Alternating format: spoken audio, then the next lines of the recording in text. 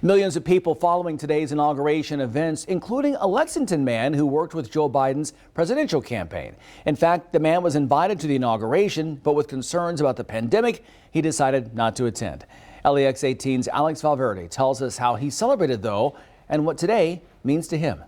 It's pretty special to be part of something like that, and I just wish I could have been there today. Justin Dobbs Bramhall joined others across the country in watching the inauguration of President Joe Biden virtually. But for Bramhall, there was something more personal about today. He served as the LGBTQ voter outreach coordinator for his presidential campaign. I had followed Joe Biden's campaign ever since I was interested in politics in the late 90s.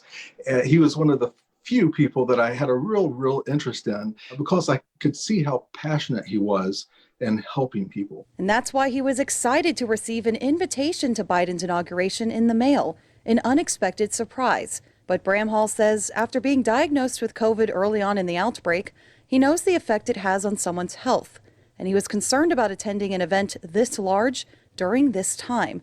So he decided to not travel to Washington, D.C. Especially with so many members of Congress now coming down with COVID and potentially being around many of those people, I just decided it wasn't the right decision for me. Instead, he celebrated at home with some champagne and connected with others who worked on Biden's campaign.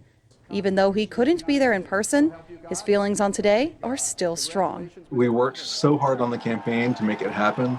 I feel it was earned. I feel that the voters got their voices heard, and it was an honor to be a part of a historical moment.